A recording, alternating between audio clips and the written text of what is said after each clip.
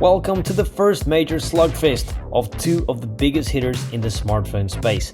In today's video, we take a look at how the Galaxy S25 Ultra stacks up against the iPhone 16 Pro Max.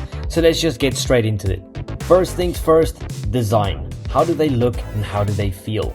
Samsung actually went a bit more conservative this year with bringing the design closer to the regular models in the lineup.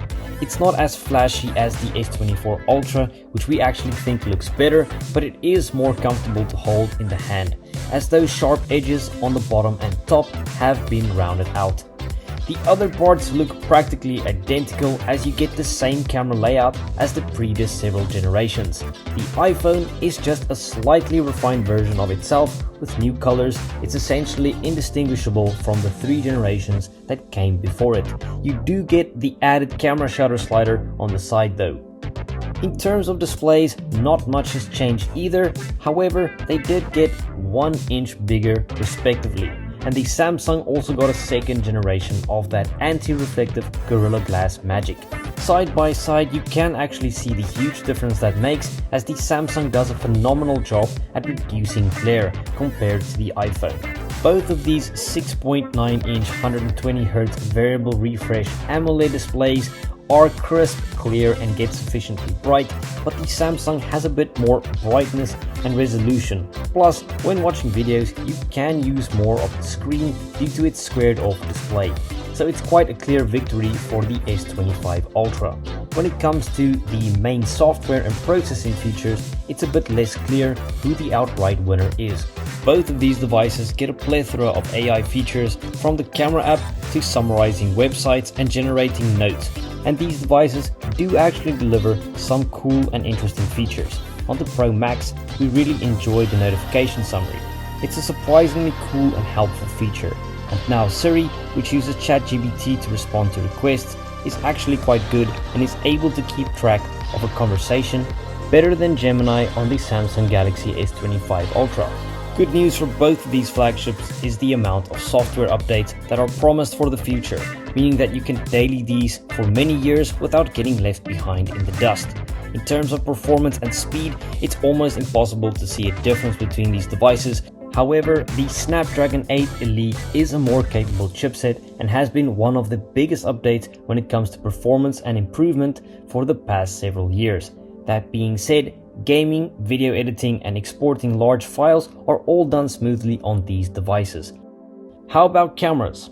While these two devices are actually so closely matched, it's very difficult to choose a definite winner. It's more of which type of photo processing do you prefer over the other, as both cameras do an excellent job at retaining detail, dynamic range and subject separation. But the iPhone usually goes truer to reality and the Samsung likes to add a vibrant splash of color.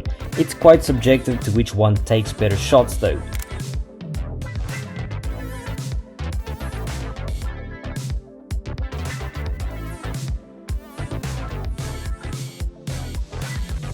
Even in video capture, they are almost inseparable, except when it comes to log video, which we feel the iPhone does ever so slightly better. However, you do get 8K on the Samsung compared to 4K log on the Pro Max.